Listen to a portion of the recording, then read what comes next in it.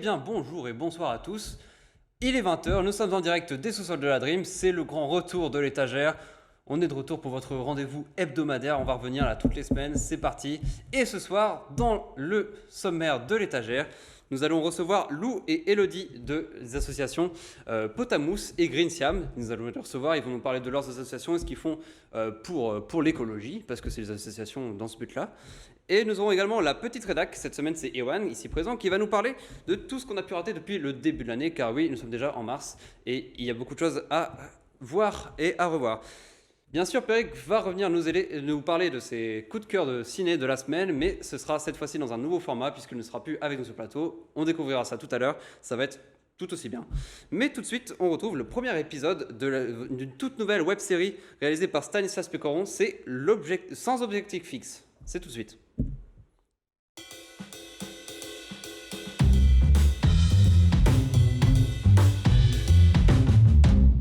Stan, Ouais, faudrait qu'on bosse là, non? ouais, Mais on glande à la place. ouais. Mais on apprend beaucoup sur les belugas.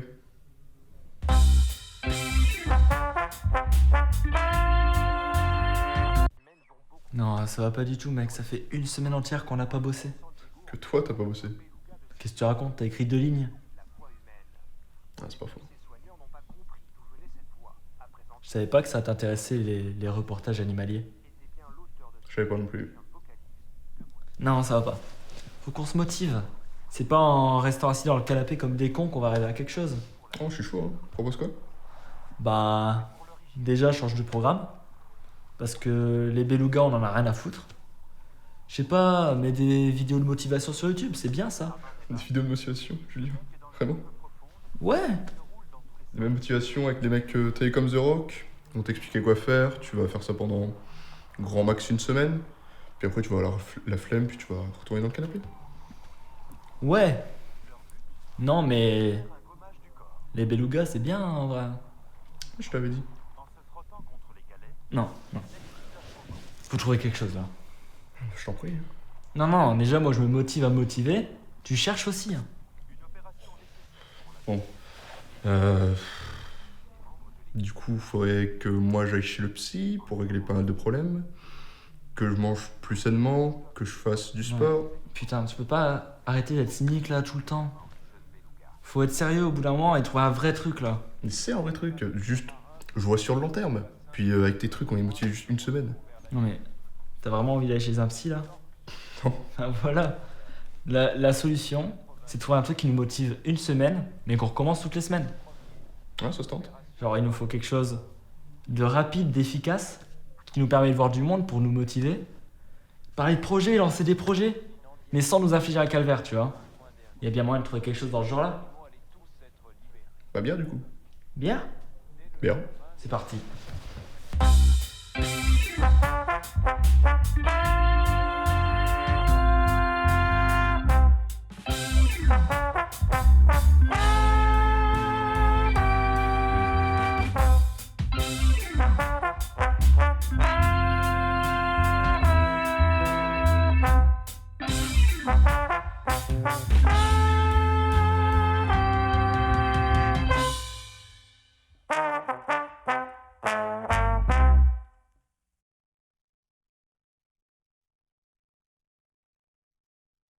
Désolé.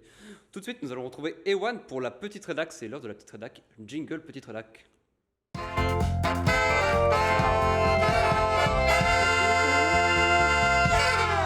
Bonsoir Ewan.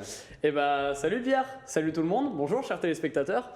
Aujourd'hui on se retrouve pour une petite rédac un peu spéciale, hein. En effet, après ce somptueux épisode de Sans objectif fixe, il me revient la lourde tâche d'ouvrir la saison 2020 des épisodes de l'étagère. Et ça Pierre, c'est pas une sinécure.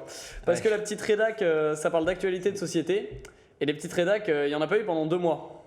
Ah oui. 2 mois d'actualité, de polémique, de société, le tout en 6 minutes. On se rattrape ça Pierre? Ouais, mais non, c'est un peu long quoi. Ouais bah si quand même, hein.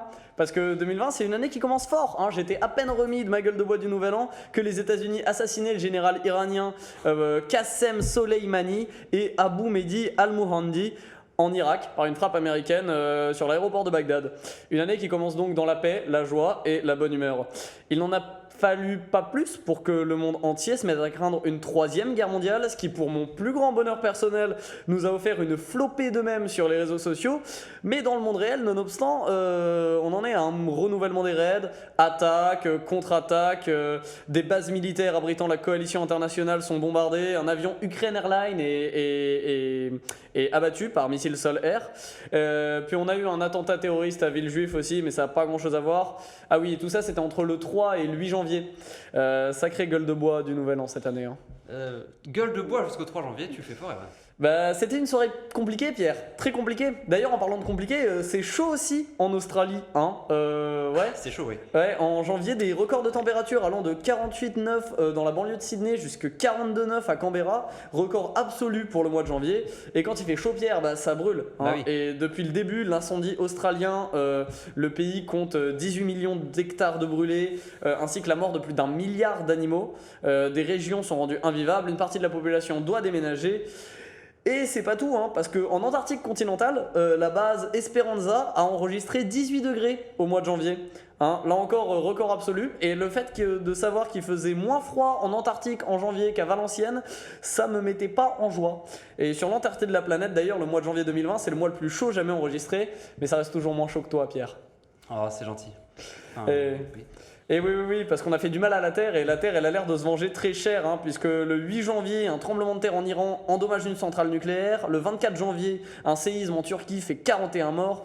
Plus tard, les côtes jamaïcaines seront aussi touchées par un tremblement de magnitude 7.7. Mais encore, les tremblements de terre, c'est pas grand-chose quand on peut parler du coronavirus, Pierre. Et ouais, le coronavirus, c'est quoi ? Yes. Bah basiquement c'est une grosse grippe, hein. On va pas se mentir, il y a vraiment 3 différences. Un, c'est un peu plus rapidement meurtrier que la grippe. Et contrairement à la grippe qui te cloue dans le lit, le coronavirus semble donner envie de traverser la Terre entière, traquant avec espoir les aéroports et leurs mystères, le secret de leur pouvoir. Hein, parce que c'est parti d'Asie et ça a contaminé le monde entier en très peu de temps. Mais surtout c'est asiatique justement, et comme l'ont prouvé les réactions à la victoire de Parasite aux Oscars, et ben le monde occidental il parle vite dans les médias dès qu'il y a des news à propos des asiatiques. Donc un virus qui vient de Chine c'est cool, et même si en 2020 ça a causé quand même 5 fois de morts que la grippe normale, et ben c'est exotique, donc on en parle aux infos. Ah. D'ailleurs, tant qu'on parle de racisme et de récompense en France, on a eu un paquet de polémiques ces derniers mois, à commencer par l'affaire Mila. Ah oui. Tu vois ce que c'est ? Non. D'accord. Alors l'affaire Mila, c'est une jeune chanteuse lesbienne, ça a son importance, qui au cours d'un live a violemment insulté l'islam et les musulmans, ce qui a amené Twitter à se répartir en 3 camps. D'un côté les fachos qui étaient bien contents d'avoir un nouveau prétexte pour taper sur l'islam, de l'autre la communauté LGBTQIA qui se faisait prendre à partie par les homophobes, et au milieu les gens qui soutenaient ni l'homophobie des détracteurs de Mila, ni les propos racistes de cette dernière. Celle-ci elle a fait le tour des plateaux télé, les politiques en ont parlé, alimentant le débat pour au final tomber dans l'oubli quelques semaines après. Eh ben c'est super, ça c'est une bonne année qui commence, mais il y a eu du positif aussi, il y a eu de l'art, j'imagine, des récompenses. Et oui Pierre, il y a eu les Césars par exemple. Ah, et super. puisqu'on ouvre cette nouvelle année, revenons sur le premier sujet de la petite rédac qui parlait justement de l'affaire Polanski. Bah figure-toi qu'en plus avoir été nominé dans 12 catégories, ce qui est malgré tout moins que le nombre de mineurs qu'il a violés, ça a causé la colère d'une grande partie de la foule lorsqu'il a remporté le meilleur réalisateur. Ça a fait sortir plusieurs actrices de la salle, à commencer par Adèle Haenel, et ça a provoqué la colère d'une bonne partie des médias. Mais bon, tout ça c'est pas grand chose, hein. La NASA a de toute façon découvert. Ah oui, la NASA a de toute façon découvert en 2020, le 25 février 2020 CD3, un astéroïde happé par la gravité de la Terre, la transformant en satellite naturel de la Terre et se rapprochant assez dangereusement. À noter que s'il arrivait à se rapprocher de trop près, il pourrait causer la perte de l'humanité. Et après tout ce que je viens de résumer, je sais plus trop si c'est une bonne ou une mauvaise nouvelle en fait. En tout cas, c'est clairement une année qui commence sur les chapeaux de roue, comme disent, je sais pas trop qui dit ça. D'ailleurs, j'ai jamais trop compris cette expression. Pas plus que j'ai compris pourquoi 2020 commençait en mode difficile. Sur ce, c'est un peu tard en mars pour vous souhaiter mes meilleurs vœux. Du coup, je vais plutôt dire que le sort vous soit favorable. Hydratez-vous, voyez vos potes et surtout, passez une bonne émission. Merci beaucoup, Pierre. Merci Ewan. Merci Ewan. On va retrouver le tape à vue. Bon, cette fois-ci, ce sera pas sur notre plateau, c'est Peric qui va nous faire ça depuis son nouveau plateau, son nouveau studio. C'est tout de suite. T'as pas vu ce décor ? Heureusement que c'est temporaire. T'as pas vu, on est de retour pour une deuxième saison, on va parler de beaucoup de choses, mais aujourd'hui dans cet épisode, on va parler avant tout de cinéma français et on se régale. T'as pas vu la dernière comédie française qui sort ? Eh bien ça s'appelle Papy Sitter et ça raconte l'histoire d'une jeune fille qui va devoir gérer en même temps ses révisions pour le bac et la rivalité entre ses deux grands-pères. C'est avec Gérard Lanvin dans le rôle du grand-père un peu strict, vieille école parce qu'il était gendarme, et Olivier Marchal dans le rôle du grand-père un peu plus cool, qui gérait autrefois des boîtes de nuit aux mœurs un peu discutables. Il est certain en tout cas que la rivalité entre ces deux fortes têtes va créer moult situations comiques dans une ambiance bon enfant. Et oui, j'ai utilisé le mot moult en 2020. C'est réalisé par Philippe Guillard, sur lequel je n'ai rien trouvé sur internet concernant la filmographie. Le mec faisait du rugby avant. Bah c'est cool, hein. Tout le monde peut pas en dire autant. Stanley Kubrick, il faisait pas de rugby. Et ben en résumé, c'est un film familial qui, à mon avis, saura plaire à tout le monde. T'as pas vu, il y a un nouveau Pixar qui sort et ça faisait un moment que le studio nous avait pas régalé avec un film original, après 2 ans et demi à ne faire que des suites. Dans un monde fantastique et légendaire, mais où toute la magie a complètement disparu pour laisser place au mode de vie moderne et morne des temps contemporains, 2 adolescents vont essayer de réveiller la magie de l'univers tout entier pour retrouver le temps d'une journée leur défunt père. C'est un film qui aborde le thème complexe de devenir adulte tout en conservant l'énergie et la magie propre à l'enfance. C'est la première fois depuis Vice Versa, donc ça fait 5 ans, que je suis vraiment enthousiaste sur un film Pixar qui sort, et ça fait plaisir. Ça s'appelle En Avant, et bah c'est en salle dès ce soir. Mais maintenant, on arrête de s'amuser. C'est interdit, stop. Tu arrêtes, c'est la guerre, la vraie, la guerre 40, on déconne zéro mon gars. Nous sommes en juin 1940, le maréchal Pétain veut que la France reconnaisse sa défaite et collabore avec l'Allemagne nazie. Mais Charles de Gaulle ne l'entend pas de cette oreille.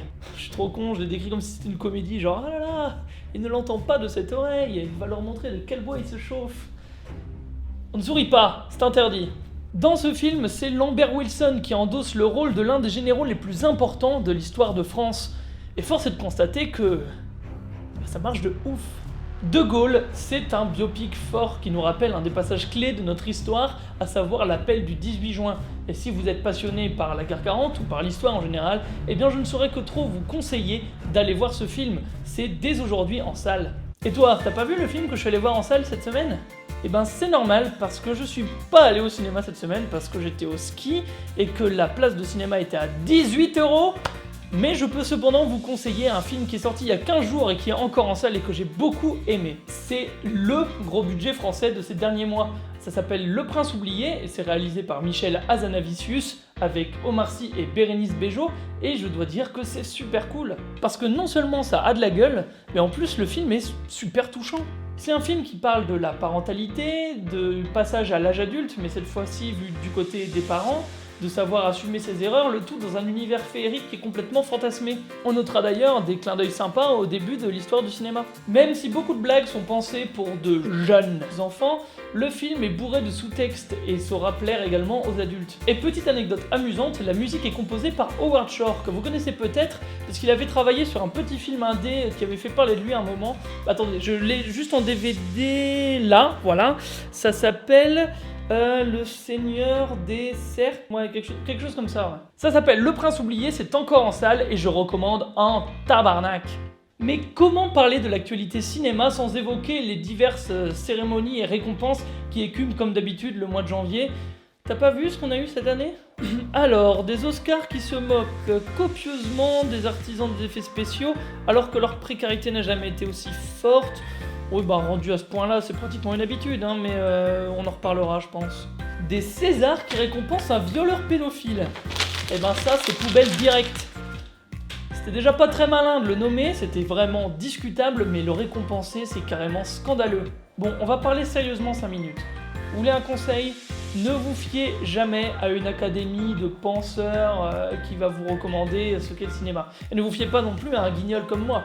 Non, faites-vous votre propre opinion, c'est ça le plus important. Ne prenez pas l'avis d'une tierce personne pour argent comptant et kiffez le cinéma en accord avec vos goûts et vos principes. Et surtout, soyez curieux de tout. Dans cette démarche, j'en profite pour vous rappeler que du 10 au 15 mars prochain se tiendra le festival annuel de cinéma de Valenciennes au Gaumont de Valenciennes. C'est l'occasion de découvrir des tas de films et de genres que vous ne connaissez peut-être pas, avec une vaste sélection de films et surtout des invités comme par exemple Agnès Jaoui, Jean-Hugues Anglade, donc des gros noms du cinéma. Vous pouvez d'ores et déjà visiter le site internet du Gaumont pour prendre vos places afin d'assister aux différentes projections et rencontres qui auront lieu toute la semaine. Et il est venu le moment pour moi de vous dire à la semaine prochaine. On se retrouvera comme d'habitude dans l'étagère. En attendant, kiffez le cinéma, regardez un maximum de films. Et puis, à vous les studios. À vous les studios, mais quelle phrase de merde! Eh bien, merci Pierrick pour ce nouveau format de T'as pas vu. Nous sommes de retour sur le plateau. Vous êtes très nombreux à nous suivre sur les réseaux sociaux. Vous êtes nombreux à commenter aussi sur le live YouTube. Alors, continuez. On est regardé aussi depuis le Québec. Coucou les Québécois. Et nous recevons nos deux invités du soir. C'est Elodie et Lou des associations Green Siam et Potamous. C'est les invités.